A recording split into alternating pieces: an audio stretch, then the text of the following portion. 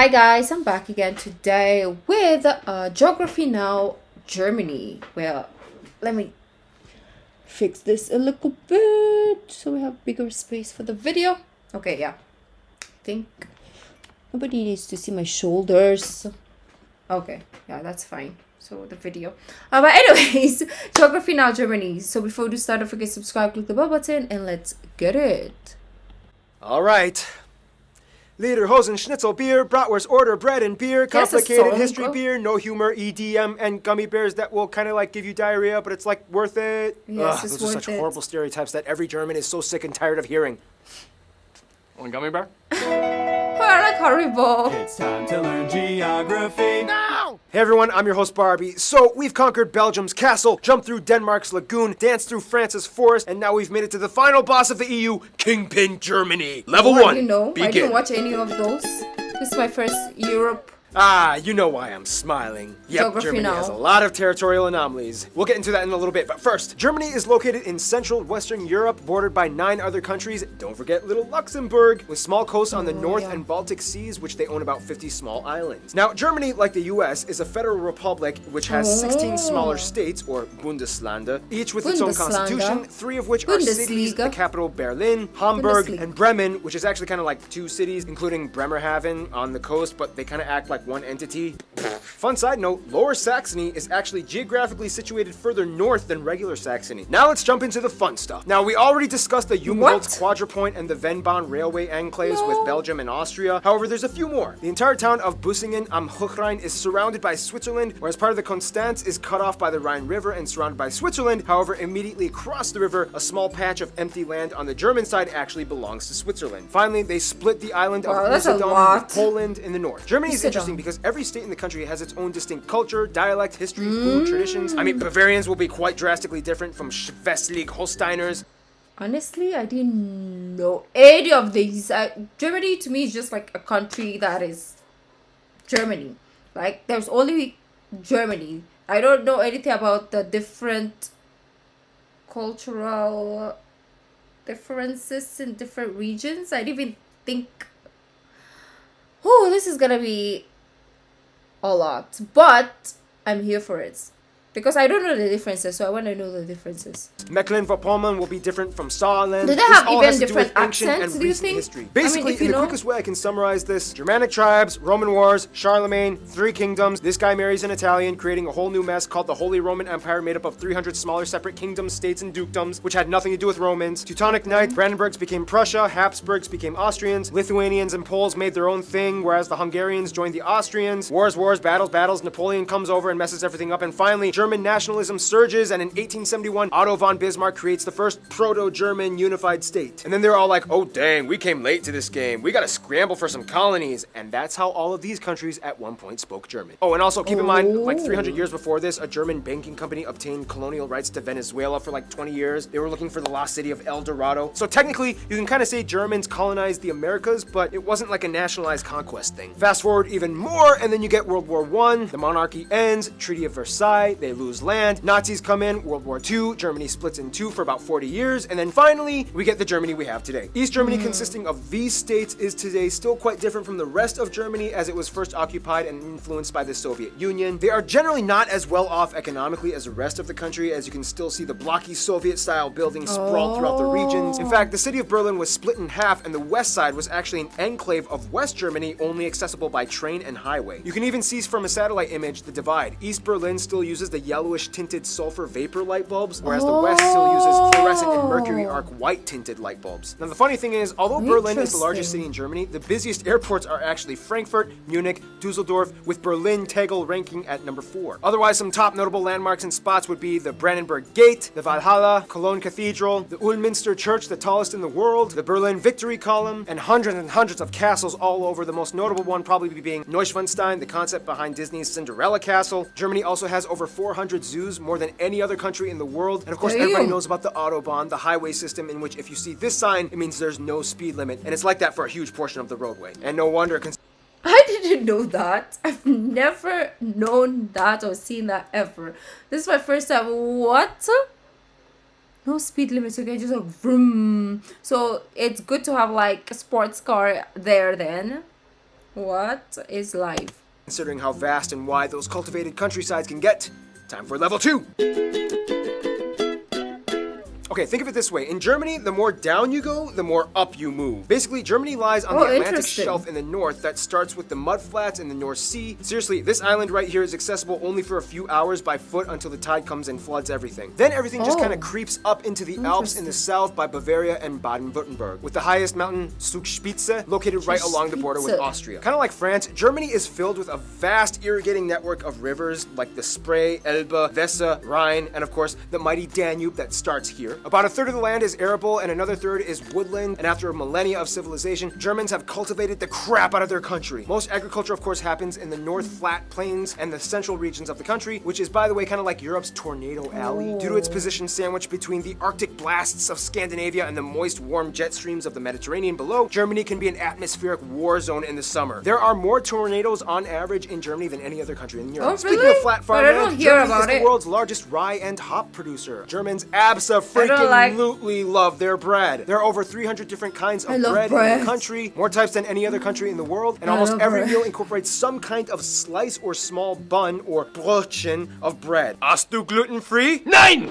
Germans are heavy meat eaters, specifically in pork. They basically know every possible way to cook a pig. Over 50 different types of sausage exist alongside Schnitzel, Rouladen, Sauerbraten, Schweinsachse, and at a big party you might find Spanferkel. Beer reigns supreme all over as the third largest consumers of beer after the Czech Republic. Even their president has no problem with public intoxication, and Austria. Germany is world-renowned for their beer, which, by the way, follows the Reinheitsgebot rule in which they are only allowed to use water, hops, malt, and sometimes yeast. Nonetheless, about 1,300 breweries exist, pumping out over 5,000 brands. The oldest continuously existing brewery in the world, started by Benedictine monks in 1040 AD, can be found here. Germany takes the environment very seriously, and for the past 2 decades has been going on a major green revolution. As of today, they have the largest installed solar power capacity, and green infrastructure practices like home-installed turbines and solar panels have seen a huge surge in the past 10 years. Forests dominate the southern regions where the landscape gets hillier and mountainous, the most famous one being the Black Forest or the Schwarzwald in Baden-Württemberg. Deer, bears, boar, foxes, badgers, and the national animal, the eagle, can be found thriving in these parts. Nonetheless, economically, Germany is known mostly for their exceptional engineering and industry production. Companies we've all heard of like Volkswagen, BMW, Mercedes-Benz, Porsche, Audi, Telecom, Nivea, DHL, Bosch, Adidas, Puma! Adidas, Puma! Yeah, it's kind of like the whole biscoito bolacha thing from Brazil. Remember? Well, we have mudflats, tornadoes, pork, beer, mountains. All that's missing is people.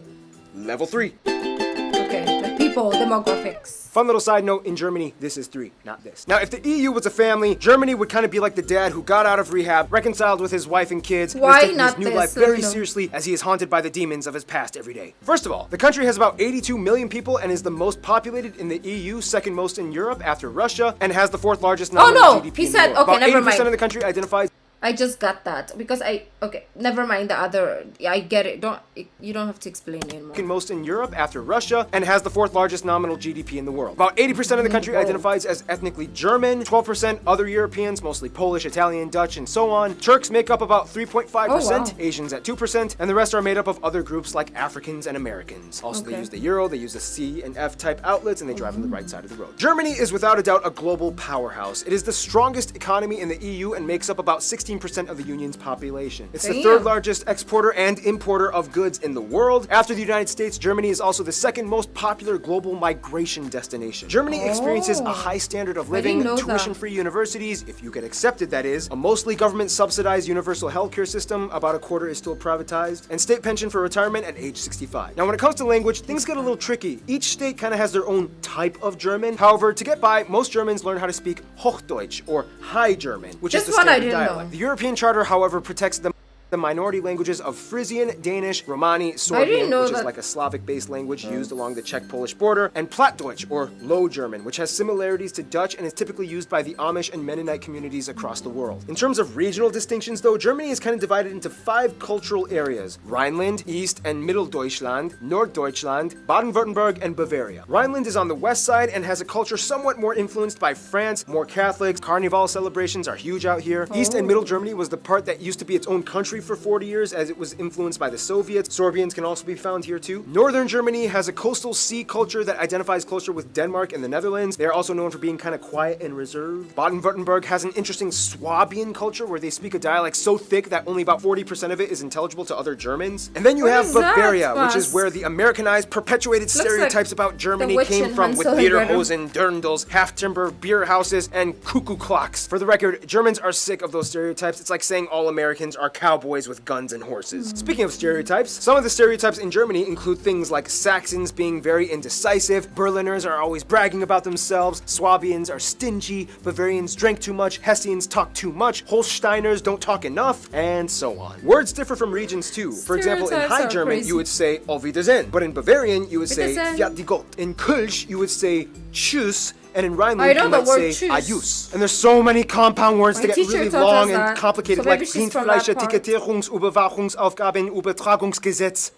This is because many words are merkwürdig, or ambiguous words that are kind of elongated to give off an extensive meaning. Germans have very vivid imaginations and make up words for everything. Like my favorite word, Backpfeifengesicht. Not this time. By the way, for the record, this letter makes a double S sound. However, spelling reformers have tried to decrease the usage of this letter in recent years, which has led to some protests. Germans also love dubbing everything from foreign media into German. Some like this, some don't, but either way, it's here to stay. About 60% of the country identifies, at least nominally, as Christians, split between Protestants and Catholics. Germany was even the birthplace of the Protestant Reformation, split from the Catholic Church by Martin Luther. Otherwise, the rest are mostly agnostic or irreligious, with a noticeable community of Muslims, mostly from the huge Turkish and Middle Eastern communities, at about 5%, as well as a few Jews, Buddhists, and Hindus rounding up the remainder 1%. To kind of get a feel of what it's like to be German, you kind of have to understand where they've come from. After World War II, they kind of had a lot of work to do. However, it wasn't until the mid-50s and early 60s that the Wirtschaftswunder, or economic wonder, happened, to which almost everybody got to work. Basically, this guy envisioned and implemented a social market economy combined with free market capitalism alongside socialist policies that established fair competition in a welfare state. GDP increased by 80%, investments by 120%, labor forces were utilized to the maximum. Things started to get better. In Germany, all children are corralled into general public schools until age 10, when they are given the option to enroll in 3 different types of middle schools. Gymnasium, geared towards focusing on higher linguistic, mathematic, and science fields for universities. Realschule, a middle ground type of school. And Hauptschule, a school that is geared towards helping kids that seem to show promise in specific vocation or trades. Germany also has the largest music market in the EU and the 3rd in the world after the US and Japan. They love preserving their heritage and culture through music and art. In fact, there are around 130 national orchestras, mostly supported by public money, and artists get a 50% reduction in health insurance through a special type of offer in the legal system. One thing that still kind of supposedly maintains itself in Germany is the mindset of Vergangenheitsbewältigung. Totally butchered that, which kind of translates to a lingering sense of guilt from the past. Germans have reportedly some of the lowest levels of national pride, and unless if you're at a soccer game, chances are you will almost never see anyone holding a German flag or waving it in any kind of like patriotic setting. It's like, weird, but it's kind of how things are.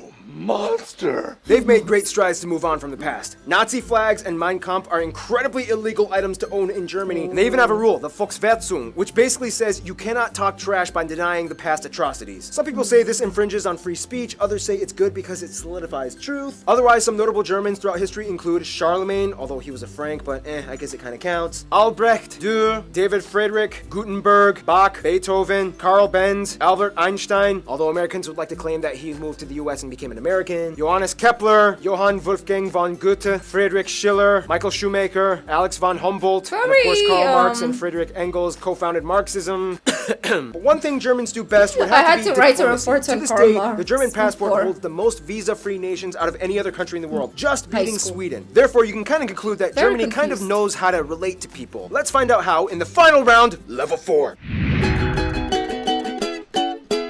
Germany knows how to make friends. They have over 220 diplomatic missions abroad and over 350 honorary consuls, and have an incredibly high position of authority in the EU. Their closest African friend would probably be Namibia. As a former German colony way back in the 19th century, Namibia held on relations, and to this day, German is still a recognized language in Namibia. Germans have been supporting and sharing ties both economically and ideologically for over a century. India and South Korea are really close friends in Asia. India supported both East and West Germany during the Cold War, and after reunification, they were like, woohoo! Woohoo! Even better! And Germany is to South Korea what Japan is to France. They love to piggyback off of each other's ideas and cultures, especially in the automotive industry. Many South Koreans were sent to Germany after the Korean War to work abroad and study, and Germans have been growing in fascination with visiting South Korea. The US is probably the closest ally outside of the EU. About 30% of Americans claim German heritage, and after World War II, the Marshall Plan allowed the US to give post-war aid to Germany, which helped kickstart the economic recovery. Germany was a key figure in the formation of the State of Israel after World War II, which after the Holocaust left an obligation to invest in the building up of a Jewish community. Turkey is probably the closest Middle Eastern ally, as the Turks make up the largest Asian demographic in Germany, although many of them may or may not also identify as Kurds. But since Kurds don't have a state of their own, they usually go under Turkish passports when immigrating and are documented as such. Their best friends, however, would probably be literally all their neighbors. The thing is, Germany is kind of like Bosnia and Herzegovina, in which by default they kind of get friends based off of the regional alliances. Bavarians get along with Austrians, Baden-Württembergs get along with Switzerland, East Germany has good relations with the Slavic countries, the Rhine states love Belgium, Luxembourg, and France, and the north side loves the Netherlands and Denmark. France, though, is kind of like the trophy wife of Germany, as the two have had an angry start but then eventually fell in love and worked together beautifully. France is like the beautiful, flashy spokesperson for the EU that stands in the spotlight as Germany stands in the background, managing all the money and logistical work. In conclusion, although Germanic peoples have existed for thousands of years, an actual unified German state didn't appear until kind of recently, and the brief time that they've been around,